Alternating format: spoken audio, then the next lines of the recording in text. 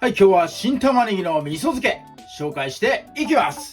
漬け込み半日で美味しい味噌漬けができます。新玉ねぎを使ってください。普通の玉ねぎよりも新玉ねぎを使った方が美味しくね、漬かります。今日は新玉ねぎ2個 300g これを基準にやっていきます。味噌はその半分 150g 使っていきます。味噌はこのままだとね浸かりづらいのでみりんとお酒でね、割っていきます。隠し味的存在ですりごま、これを少し入れます。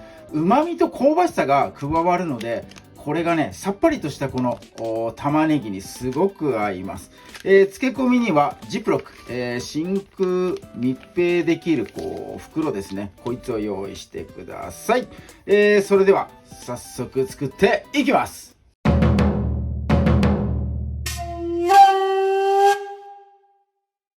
はい、では最初に漬けだれ調合していきます。みりんとお酒のアルコール飛ばしたいので加熱します。ちっちゃいフライパンとかね小鍋使ってください。まず、料理酒です。料理酒大さじ2杯、そして、みりん、これも大さじ2杯です。ちょっとみりんを多めにして甘めにした方が、玉ねぎのね辛み、これを抑えられます。はい、アルコールを飛ばすための加熱なので強火で、やってください。気泡がね、全体を覆って、アルコールの香りふわっとねしてきたらもう火を止めて OK です。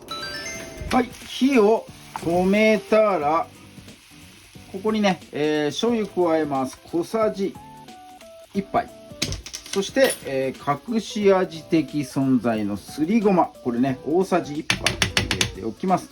そして、このフライパン小鍋、の中でね味噌溶いてってください。この液体をねうまく使って、ちょっとね味噌をゆるくしてあげてください。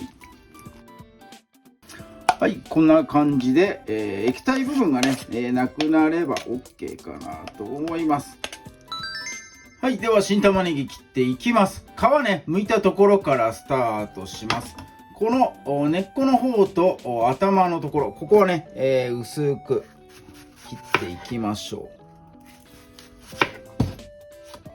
う。はい、こんな感じで、この玉ねぎ今日の切り方はここ、もうね半分にするだけです。ここに入れます。よいしょ。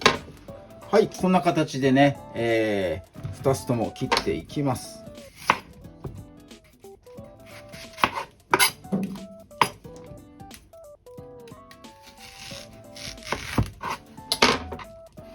よいしょ。はい、味噌だれをもう直にねこの切り口のところに塗ってやって、よいしょ。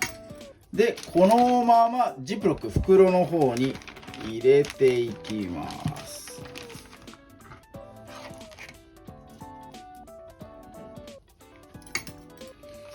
で入れる時に、この塗ってない反対側、これを先ほど入れた塗った方に重ねていってくださいね。味噌と玉ねぎミルフィーユのようなね層になるような感じでイメージして、この4個の切った新玉ねぎを重ねていってもらいたいです。この袋の中でね。はい、こんな感じです。よいしょ。はい、そして反対側ですね。反対側少し濡れてないところありますんで、残った味噌だれをそこに入れていきます。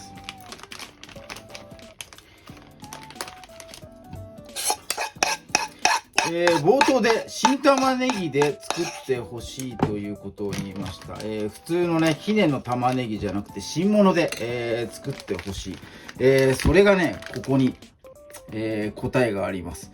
これ今味噌が全体を覆ってません。すごくねまばらな状態。玉ねぎから出た水分によって、この味噌だれが全体に回ります。水分が新玉ねぎの方がね出やすいんですね。水分をいっぱい持ってる。そして、辛みが少ないので、普通のね、ひねの新玉ねぎで漬けるよりも、漬け上がりすごくマイルドになります。辛みが苦手な方も、これならね、新玉ねぎの味噌漬け食べれるかなと思います。なので、この春先のね、新玉ねぎある時期にこの味噌漬け、ぜひとも作ってもらいたいと思います。はい、あとは、これね、空気をなるべくギュッと押してやって、密閉して、これでね、漬け込み完了になります。冷蔵庫で半日、漬け込んでいただければ、その間にね、玉ねぎから水が染み出て全体を覆って、美味しい味噌漬け完成になります。賞味的にはもう2、3日でね、水どんどん上がってきちゃうんで食べてほしいかなと思います。余ってしまった場合、この味噌だれとともに野菜炒めのね、味付け等として使ってください。これそのままこの味噌だれ、使い切るにはね、その野菜炒めとかするのがちょうどいいかなと思います。もしくは細かく刻んでお茶漬け、なんかにね、しても美味しいかなと思いますんで、ぜひとも最後まで、楽しんでいただければと思います。はい、では、漬け上がり半日後に飛びます。はい、一晩12時間経って漬け上がり半日後の状態になります。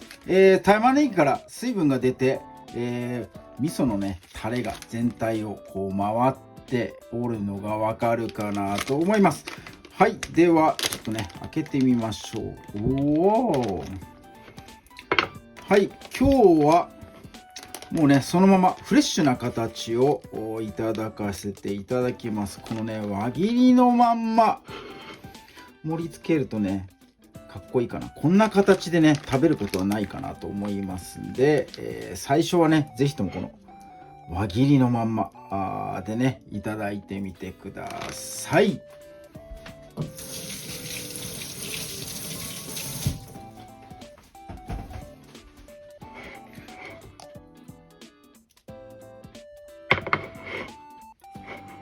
はい、本日の新玉ねぎの味噌漬け、これにて完成になります。切らないのか言われるかと思います。この真ん中からこう輪っか状にね、こうやってほら取れるんですね。この形のままいただいていきます。なので、食べながらね、ほぐしていくという形になりますんで、その辺も楽しみながら食べていきましょう。それでは実食に移ります。はい、では新玉ねぎの味噌漬けいただいていきます。真ん中からもうね、水分が出てんで、緩くなってるかなと思います。こんな感じでね、真ん中から徐々に外れていきますが、この一番ね、真ん中が一番やっぱりごちそうかなと思いますんで、ここをいただいていきましょう。いただきます。うんまっ。味噌に合うな。めっちゃうまい。